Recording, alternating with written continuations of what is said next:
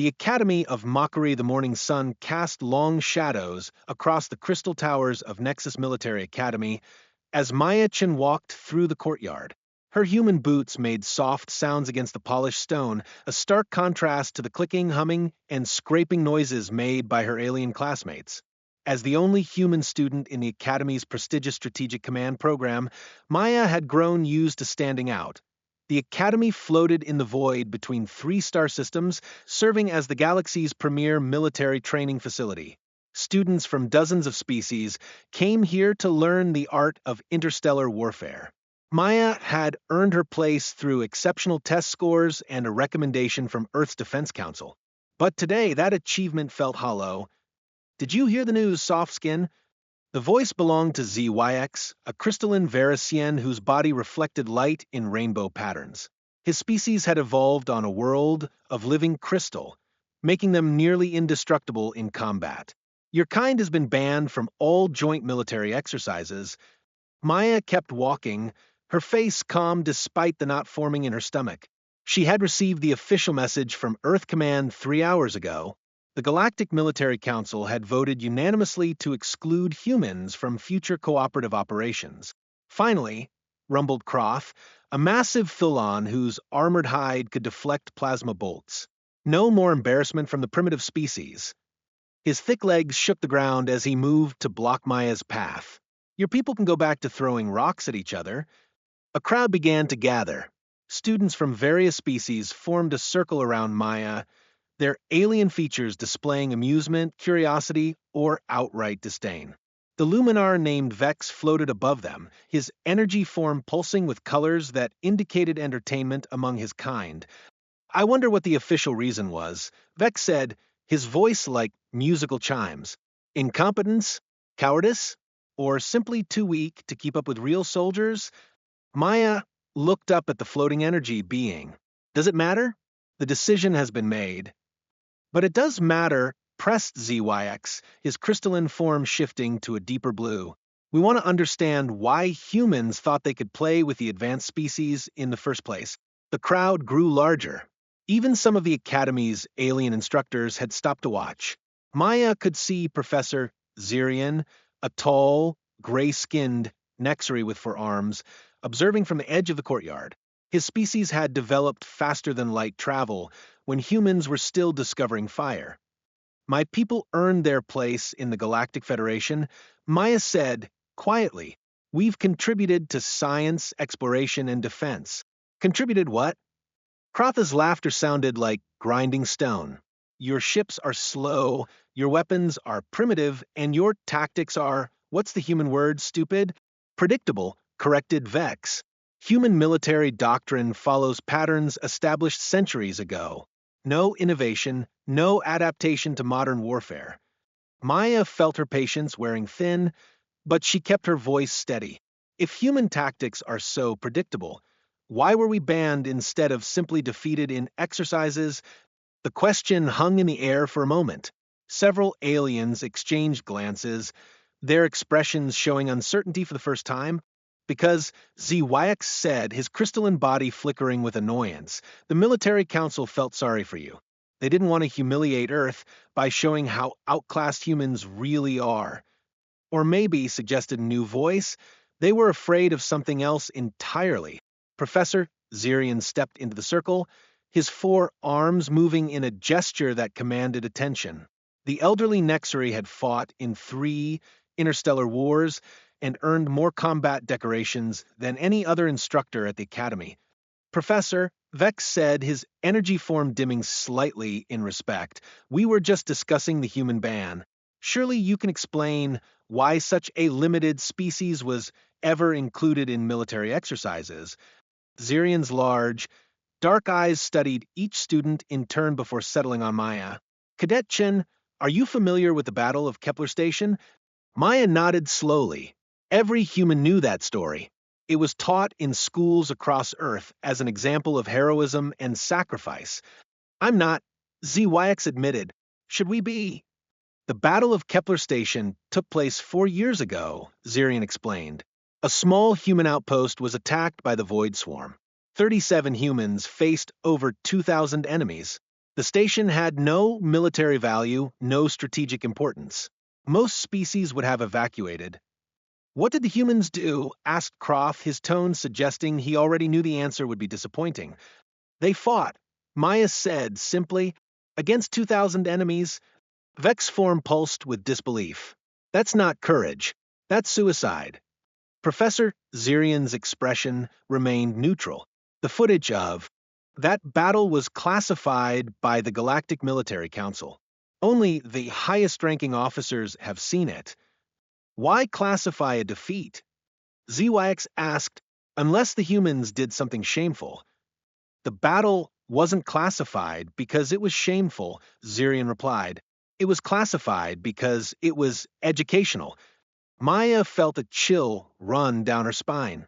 She had heard rumors about the Kepler station footage, whispers that suggested there was more to the story than the official reports revealed. Educational how? Pressed Croft. Zirian looked around the assembled students, his expression thoughtful. Perhaps it's time for a practical lesson in military history. Meet me in secure viewing chamber alpha after evening meal. Bring your questions about human military capabilities. As the professor walked away, the crowd began to disperse. But the alien students continued to mutter among themselves, their earlier mockery replaced by curiosity. What do you think really happened at Kepler Station? ZYX asked Maya as they headed toward their next class. Maya considered the question. She had grown up hearing stories about the battle, but they had always seemed too incredible to be entirely true. I think we're about to find out. That evening, Maya arrived at Secure Viewing Chamber Alpha to find it packed with students and several faculty members. Word had spread quickly through the academy about Professor Zirian's offer to show classified footage. The chamber was a circular room with a massive holographic display at its center. Comfortable seats arranged in concentric circles allowed viewers to see the action from multiple angles. Maya took a seat near the back, still feeling the weight of her classmates' stares. Before we begin, Professor Zirian announced, I want to establish some context. The Void Swarm represents one of the galaxy's most dangerous threats. They are hive-minded, highly adaptive, and completely ruthless. Their technology is centuries ahead of most species, and they have never been defeated in open combat. He paused, letting this information sink in. 4 years ago, they attacked Kepler Station, a human mining outpost in the Outer Rim. The station had a population of 43, including 6 children. When the swarm arrived, most species would have evacuated immediately. But humans are too stubborn to run, ZYX commented, earning chuckles from several students. Actually, Zirian said, the humans did try to evacuate, but their ships were too slow, and the swarm intercepted them. 37 humans made it back to the station. The others... He didn't finish the sentence. Maya felt her stomach tighten. She had never heard this part of the story. What you're about to see, the professor continued, is complete, unedited footage from the battle. The humans knew they were going to die. They knew they couldn't win. But they chose to fight anyway. The lights dimmed, and the holographic display came to life. Maya leaned forward, her heart pounding as she prepared to see the truth about Kepler Station. The footage began with a view of the station itself, a modest collection of buildings and mining equipment on a barren asteroid. It looked peaceful, almost boring, but on the edge of the display, dark shapes were moving through space. Void Swarm ships, Zirian narrated, 2,000 individual units, each one capable of destroying a city. Maya watched as the alien ships surrounded the station like a swarm of insects. Their black hulls seemed to absorb light, making them appear as moving shadows against the stars. The swarm's standard tactic is overwhelming force, the professor explained. They attack from all directions simultaneously, using their superior numbers and technology to crush any resistance. On the display, the first wave of enemy ships moved toward the station. Maya expected to see the humans' desperate defense, their brave but hopeless last stand. Instead, she saw something that made her gasp. The mining equipment was moving. Wait, ZYX said, his crystalline form flickering with confusion. What are they doing? The humans weren't just defending the station. They were rebuilding it, transforming mining lasers into weapons, cargo haulers into mobile platforms, and even the asteroids themselves into projectiles. This is impossible, Croft rumbled. Those are mining tools, not military equipment. Maya watched in amazement as the humans turned their humble station into a fortress. She could see tiny figures moving with purpose across the asteroid surface, working together with an efficiency that seemed almost supernatural. The first enemy ships reached the station's perimeter and immediately encountered problems. The mining lasers, operating far beyond their design parameters, cut through advanced alien hulls like paper. Cargo haulers, loaded with explosive mining charges, rammed into enemy formations with devastating effect. They're using their environment as a weapon, Vex observed, his energy form pulsing with what might have been respect. But the real surprise came when the Void Swarm tried to adapt. Their ships began to spread out, attacking from multiple angles to avoid the improvised defenses. The humans responded by doing something no military academy had ever taught. They started mining the asteroids around their station, creating a field of debris that moved in carefully calculated patterns. The swarm ships, designed for precision attacks, found themselves trapped in a maze of floating rocks and metal. Incredible, whispered Professor Zirian. They turned the entire asteroid field into a weapon system. Maya watched as the battle continued, seeing her people fight with a creativity and determination that defied explanation. They used everything available to them, turning tools into weapons, obstacles into advantages, and their own knowledge of mining and construction into military assets. The alien students around her had fallen silent, their earlier mockery replaced by something approaching awe.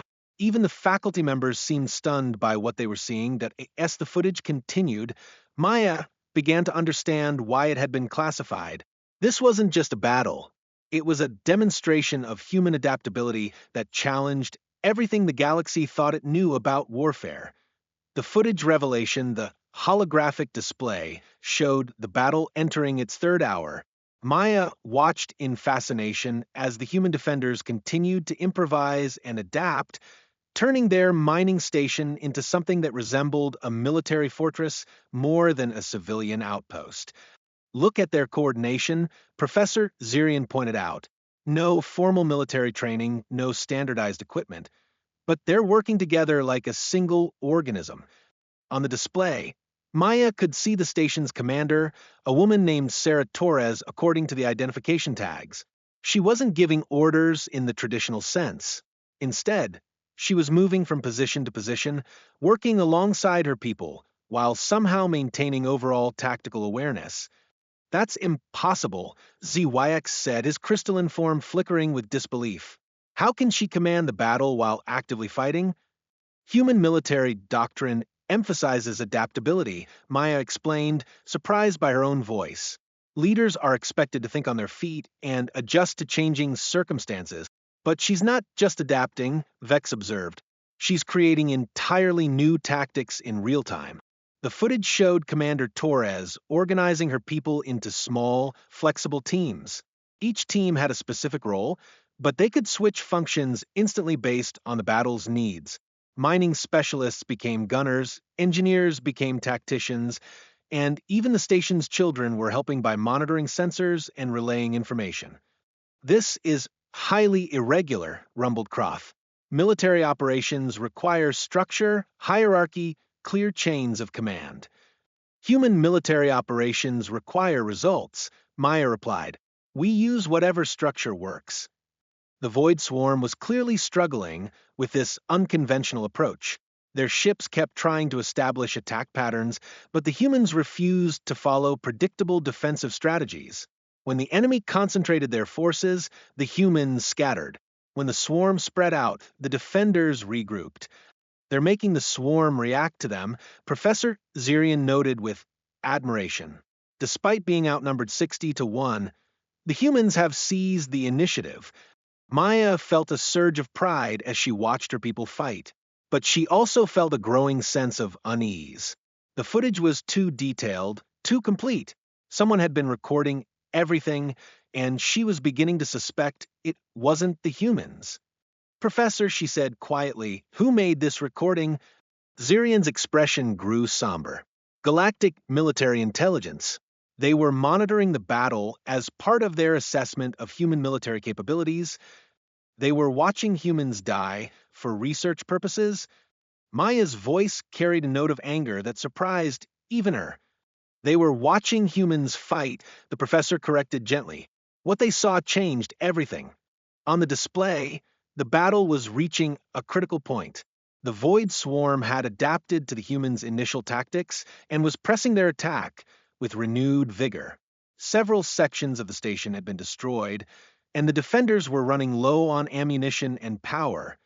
Now, we'll see the human collapse, ZYX predicted. Without resources, they'll have to surrender or die. Instead, the humans did something that left the alien students speechless.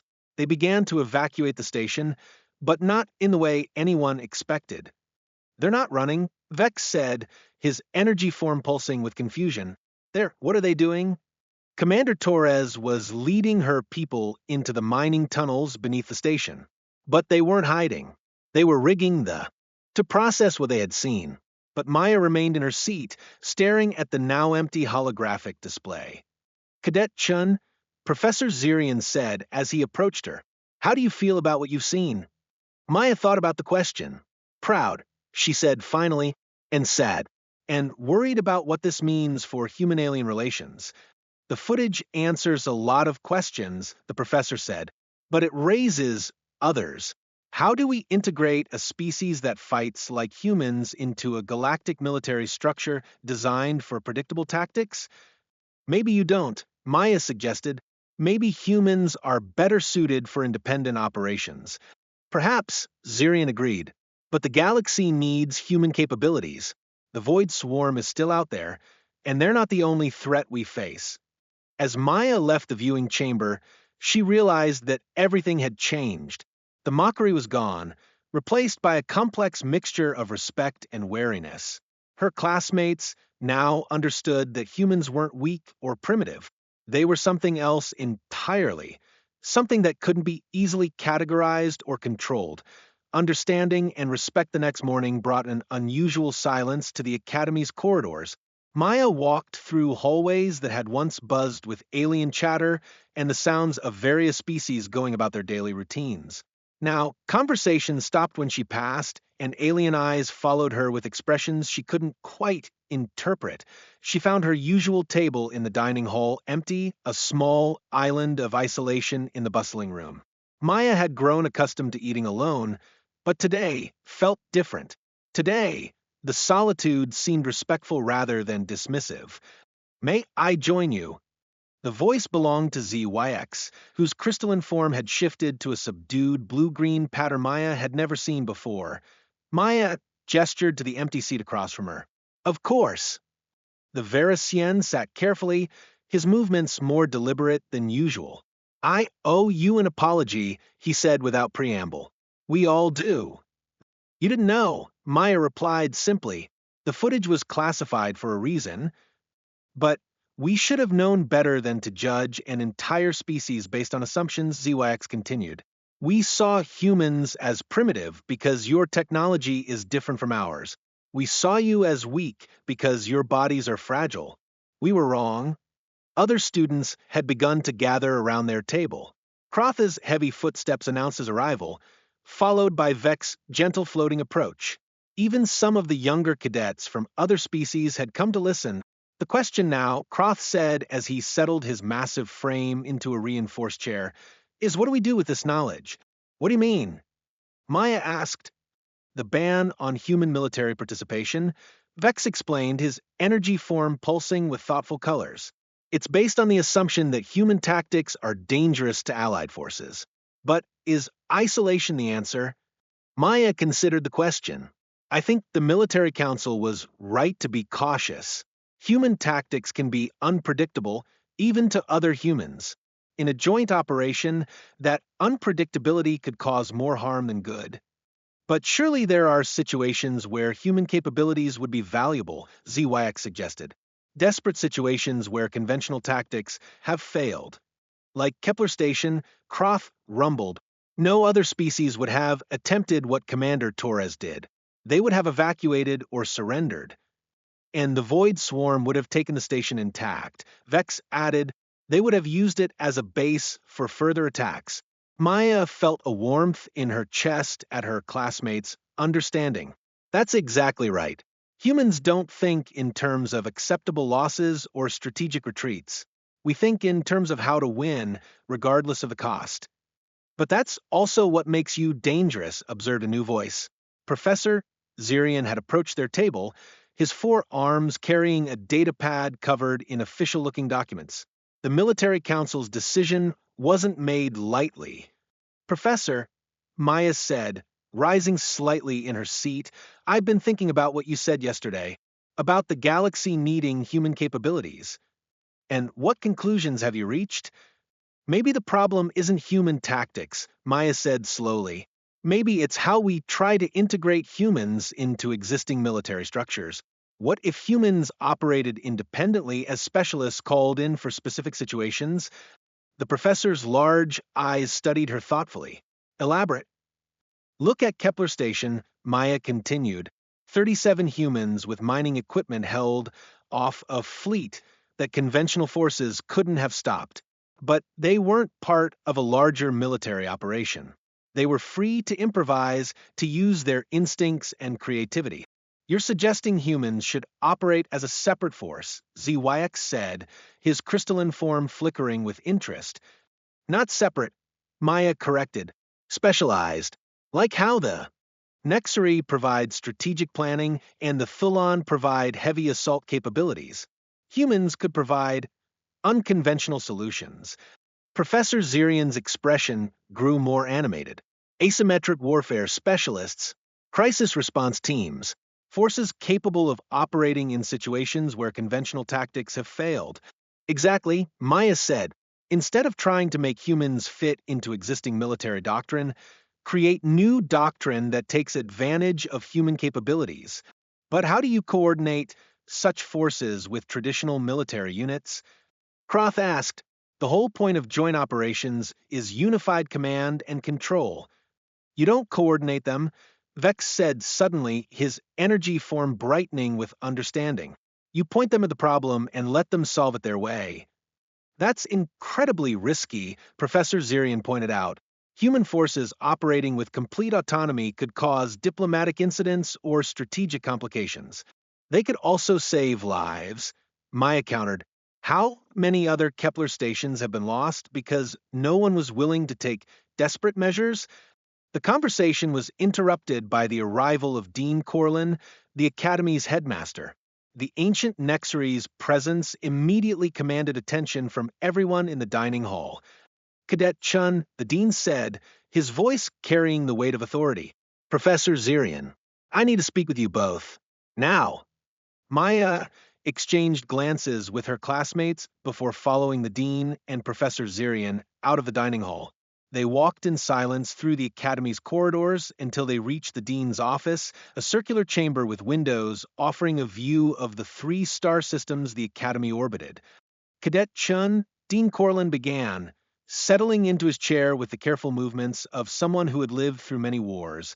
What you witnessed yesterday has been the subject of intense debate within the Academy's leadership.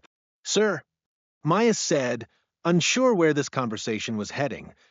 The footage of Kepler Station has been classified not just for security reasons, but for political ones. The revelation that humans are capable of such effective, desperate measures has implications that extend far beyond military doctrine. Professor Zirian stepped forward. Dean Corlin, I believe Cadet Chun has some interesting ideas about how to address these implications. Does she? The dean's expression was unreadable. Please, Cadet Chun, share your thoughts. Maya took a deep breath and outlined her ideas about specialized human units operating independently within the broader galactic military structure. She explained how human unpredictability could be turned from a liability into an asset, how their willingness to sacrifice could be channeled into solutions other species couldn't achieve. When she finished, Dean Corlin was quiet for a long moment. Your proposal has merit, he said finally, but It would require a fundamental shift in how the galaxy approaches military cooperation. Change is often necessary, Maya replied. The Void Swarm is still out there, and they're not the only threat we face. Sometimes you need people who think differently. Indeed, the Dean agreed, which is why I'm pleased to inform you that the Galactic Military Council has asked this academy to develop a new program. A program designed to train mixed species units in what they're calling adaptive tactical operations. Maya felt her heart skip. They're reconsidering the ban? They're reconsidering everything, Professor Zirian said with a smile. The footage from Kepler Station has convinced them that human military thinking, properly channeled, could be invaluable. And you, Cadet Chun, will be the first human in the new program, Dean Corlin announced. Your classmates who watched the footage yesterday have all volunteered to join as well. Maya felt tears forming in her eyes. They want to train with humans. They want to learn from humans, the Dean corrected, and teach humans in return. True cooperation, not just coordination. Over the following weeks, Maya watched as the Academy transformed. The new program brought together students from different species in ways that had never been attempted before. Humans taught adaptability and creative problem-solving. Varaxians shared their crystal-based technology. Thulon provided lessons in coordinated assault tactics. Luminars offered insights into energy-based warfare. But most importantly, the species learned to think like each other. They discovered that diversity of thought was a strength, not a weakness. They found that unpredictability could be harnessed rather than feared. Maya stood in the Academy's observation deck, looking out at the stars. Her human eyes might not be able to see as far as alien sensors, but they could see possibility. They could see a future where humans and aliens work together not despite their differences, but because of them. Thinking about home, ZYX asked as he joined her at the window. His crystalline form had taken on a warm, golden hue that Maya had learned indicated friendship. Thinking about the future, Maya replied. A few months ago, I was the only human here.